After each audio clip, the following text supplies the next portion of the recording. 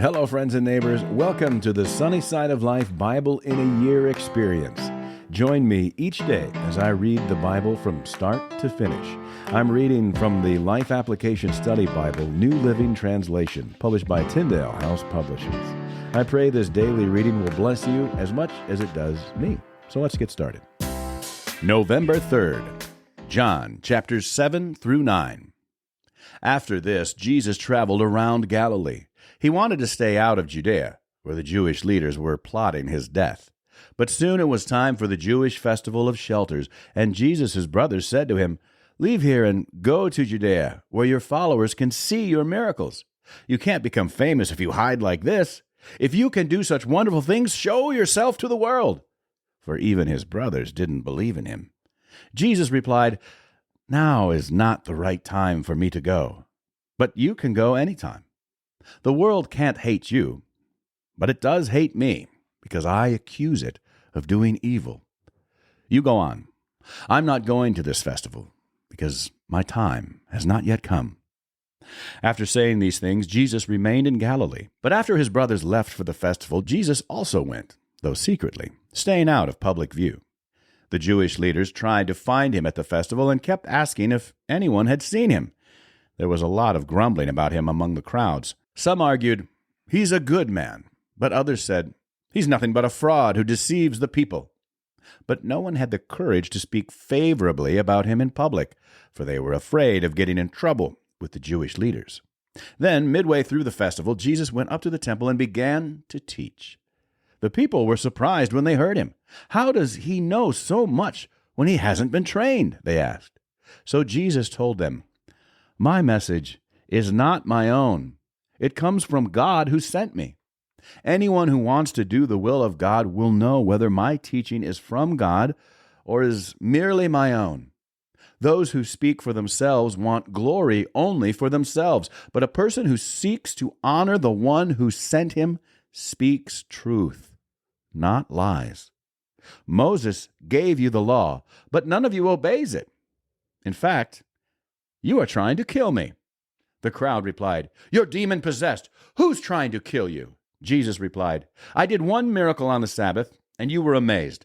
But you work on the Sabbath too, when you obey Moses' law of circumcision.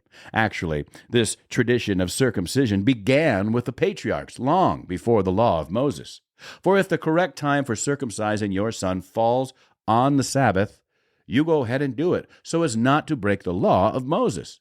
So why should you be angry with me for healing a man on the Sabbath? Look beneath the surface so you can judge correctly." Some of the people who lived in Jerusalem started to ask each other, "Isn't this the man they are trying to kill? But here he is, speaking in public, and they say nothing to him. Could our leaders possibly believe that he is the Messiah? But how could he be? For we know where this man comes from. When the Messiah comes, he will simply appear. No one will know where he comes from." While Jesus was teaching in the temple, he called out, "Yes, you know me, and you know where I come from. But I'm not here on my own. The one who sent me is true, and you don't know him. For I know him because I come from him, and he sent me to you." Then the leaders tried to arrest him, but no one laid a hand on him, because his time had not yet come. Many among the crowds at the temple believed in him. "After all," they said, "would you expect the Messiah to do more miraculous signs than this man has done?" When the Pharisees heard that the crowds were whispering such things, they and the leading priests sent temple guards to arrest Jesus. But Jesus told them, "I will be with you only a little longer. Then I will return to the one who sent me.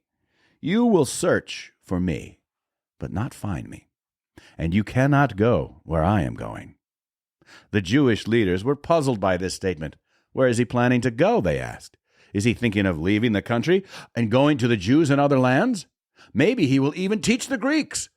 What does he mean when he says, 'You will search for me, but not find me, and you cannot go where I am going'?" On the last day, the climax of the festival, Jesus stood and shouted to the crowds, "Anyone who is thirsty may come to me. Anyone who believes in me may come and drink. For the Scriptures declare, rivers of living water will flow from his heart." When he said living water, he was speaking of the Spirit, who would be given to everyone believing in him. But the Spirit had not yet been given because Jesus had not yet entered into his glory. When the crowds heard him say this, some of them declared, "Surely this man is the prophet we've been expecting." Others said, "He is the Messiah." Still others said, "But he can't be. Will the Messiah come from Galilee? For the Scriptures clearly state that the Messiah will be born of the royal line of David in Bethlehem, the village where King David was born." So the crowd was divided about him. Some even wanted him arrested, but no one laid a hand on him. When the temple guards returned without having arrested Jesus, the leading priests and Pharisees demanded, "Why didn't you bring him in?" "We have never heard anyone speak like this," the guards responded. "Have you been led astray too?" the Pharisees mocked. "Is there a single one of us rulers or Pharisees who believes in him? This foolish crowd follows him, but they are ignorant of the law. God's curse is on them." Then Nicodemus, the leader who had met with Jesus earlier, spoke up. "Is it legal to convict a man before he is given a hearing?" he asked. They replied, "Are you from Galilee too? Search the Scriptures and see for yourself. No prophet ever comes from Galilee." Then the meeting broke up, and everybody went home. Jesus returned to the Mount of Olives, but early the next morning he was back again at the temple. A crowd soon gathered, and he sat down and taught them. As he was speaking, the teachers of religious law and the Pharisees brought a woman who had been caught in the act of adultery. They put her in front of the crowd. "Teacher," they said to Jesus, "this woman was caught in the act of adultery. The law of Moses says to stone her. What do you say?" They were trying to trap him into saying something they could use against him, but Jesus stooped down and wrote in the dust with his finger. They kept demanding an answer, so he stood up again and said, "All right, but let the one who has never sinned throw the first stone." Then he stooped down again and wrote in the dust. When the accusers heard this, they slipped away one by one, beginning with the oldest, until only Jesus was left in the middle of the crowd with the woman. Then Jesus stood up again and said to the woman, "Where are your accusers? Didn't even one of them condemn you?" "No, Lord," she said. And Jesus said, "Neither do I. Go and sin no more." Jesus spoke to the people once more and said, "I am the light of the world.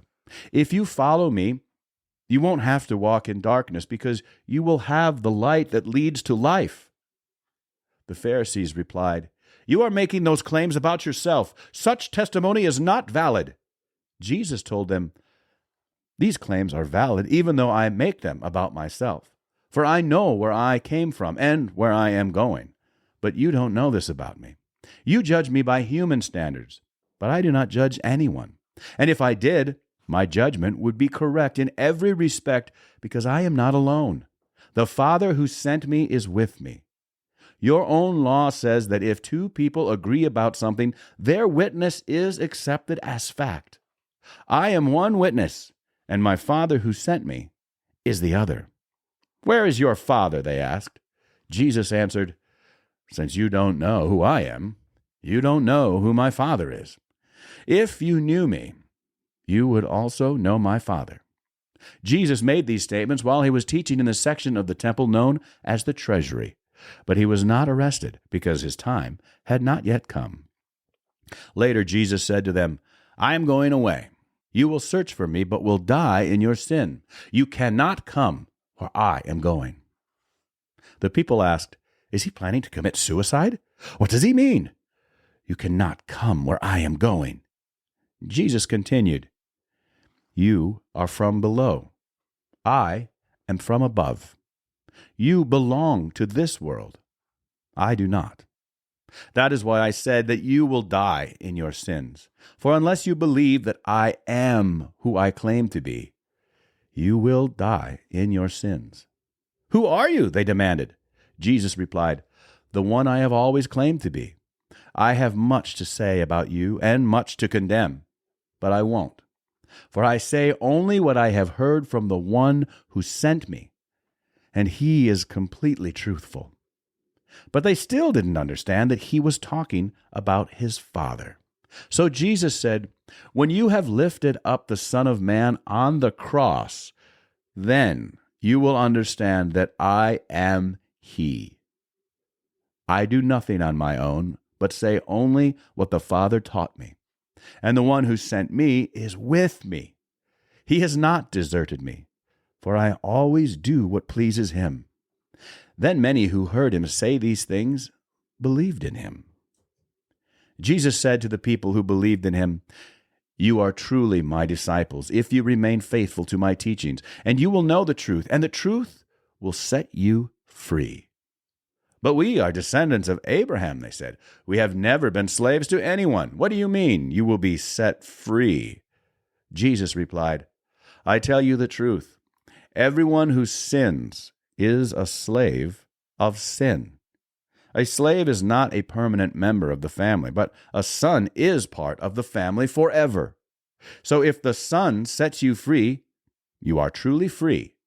Yes, I realize that you are descendants of Abraham, and yet some of you are trying to kill me because there's no room in your hearts for my message. I am telling you what I saw when I was with my father. But you are following the advice of your father." "Our father is Abraham," they declared. "No," Jesus replied. "For if you were really the children of Abraham, you would follow his example. Instead, you are trying to kill me because I told you the truth, which I heard from God. Abraham never did such a thing. No, you are imitating your real father." They replied, "We aren't illegitimate children. God himself is our true father." Jesus told them, "If God were your father, you would love me, because I have come to you from God. I am not here on my own, but he sent me. Why can't you understand what I am saying? It's because you can't even hear me. For you are the children of your father, the devil, and you love to do the evil things he does. He was a murderer from the beginning. He has always hated the truth, because there is no truth in him. When he lies, it is consistent with his character, for he is a liar and the father of lies. So when I tell the truth, you just naturally don't believe me. Which of you can truthfully accuse me of sin? And since I am telling you the truth, why don't you believe me? Anyone who belongs to God listens gladly to the words of God, but you don't listen because you don't belong to God." The people retorted, "You Samaritan devil, didn't we say all along that you were possessed by a demon?" "No," Jesus said, "I have no demon in me, for I honor my Father, and you dishonor me. And though I have no wish to glorify myself, God is going to glorify me. He is the true judge. I tell you the truth, anyone who obeys my teaching will never die." The people said, "Now we know you are possessed by a demon. Even Abraham and the prophets died, but you say anyone who obeys my teaching will never die. Are you greater than our father Abraham? He died, and so did the prophets. Who do you think you are?" Jesus answered, "If I want glory for myself, it doesn't count. But it is my Father who will glorify me. You say, 'He is our God,' but you don't even know him. I know him. If I said otherwise, I would be as great a liar as you, but I do know him and obey him. Your father Abraham rejoiced as he looked forward to my coming. He saw it and was glad." The people said, "You aren't even 50 years old. How can you say you have seen Abraham?" Jesus answered, "I tell you the truth. Before Abraham was even born, I am." At that point, they picked up stones to throw at him. But Jesus was hidden from them and left the temple. As Jesus was walking along, he saw a man who had been blind from birth. "Rabbi," his disciples asked him, "why was this man born blind? Was it because of his own sins or his parents' sins?" "It was not because of his sins or his parents' sins," Jesus answered. "This happened so the power of God could be seen in him. We must quickly carry out the tasks assigned us by the one who sent us. The night is coming, and then no one can work. But while I am here in the world, I am the light of the world." Then he spit on the ground, made mud with the saliva, and spread the mud over the blind man's eyes. He told him, "Go wash yourself in the pool of Siloam." Siloam means sent. So the man went and washed and came back seeing. His neighbors and others who knew him as a blind beggar asked each other, "Isn't this the man who used to sit and beg?" Some said he was, and others said, "No, he just looks like him." But the beggar kept saying, "Yes, I am the same one." They asked, "Who healed you? What happened?" He told them, "The man they called Jesus made mud and spread it over my eyes and told me, 'Go to the pool of Siloam and wash yourself.' So I went and washed, and now I can see." "Where is he now?" they asked. "I don't know," he replied. Then they took the man who had been blind to the Pharisees, because it was on the Sabbath that Jesus had made the mud and healed him. The Pharisees asked the man all about it, so he told them, "He put the mud over my eyes, and when I washed it away, I could see." Some of the Pharisees said, "This man Jesus is not from God, for he is working on the Sabbath." Others said, "How could an ordinary sinner do such miraculous signs?" So there was a deep division of opinion among them.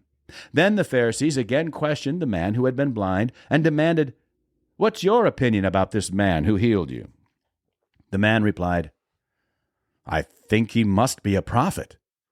The Jewish leaders still refused to believe the man had been blind and could now see, so they called in his parents. They asked them, "Is this your son? Was he born blind? If so, how can he now see?" His parents replied, "We know this is our son, and that he was born blind. But we don't know how he can see or who healed him. Ask him. He is old enough to speak for himself." His parents said this because they were afraid of the Jewish leaders, who had announced that anyone saying Jesus was the Messiah would be expelled from the synagogue. That's why they said, "He is old enough. Ask him." So for the second time they called in the man who had been blind and told him, "God should get the glory for this, because we know this man Jesus is a sinner." "I don't know whether he is a sinner," the man replied, "but I know this: I was blind, and now I can see." "But what did he do?" they asked. "How did he heal you?" "Look," the man exclaimed, "I told you once. Didn't you listen? Why do you want to hear it again? Do you want to become his disciples too?" Then they cursed him and said, "You are his disciple, but we are disciples of Moses. We know God spoke to Moses, but we don't even know where this man comes from." "Why, that's very strange," the man replied. "He healed my eyes, and yet you don't know where he comes from. We know that God doesn't listen to sinners, but he is ready to hear those who worship him and do his will. Ever since the world began, no one has been able to open the eyes of someone born blind. If this man were not from God, he couldn't have done it." "You were born a total sinner," they answered. "Are you trying to teach us?" And they threw him out of the synagogue. When Jesus heard what had happened, he found the man and said, "Do you believe in the Son of Man?" The man answered, "Who is he, sir? I want to believe in him." "You have seen him," Jesus said, "and he is speaking to you." "Yes, Lord, I believe," the man said, and he worshipped Jesus. Then Jesus told him, "I entered this world to render judgment, to give sight to the blind, and to show those who think they see that they are blind." Some Pharisees who were standing nearby heard him and asked, "Are you saying we're blind? If you were blind, you wouldn't be guilty." Jesus replied, "But you remain guilty because you claim you can see." That's it for today, friends. Feel free to read ahead on your own. Before I go, let's share the Lord's Prayer together. Our Father who art in heaven, hallowed be thy name. Thy kingdom come, thy will be done, on earth as it is in heaven. Give us this day our daily bread, and forgive us our trespasses, as we forgive those who trespass against us. Lead us not into temptation, but deliver us from evil. For thine is the kingdom, and the power, and the glory forever.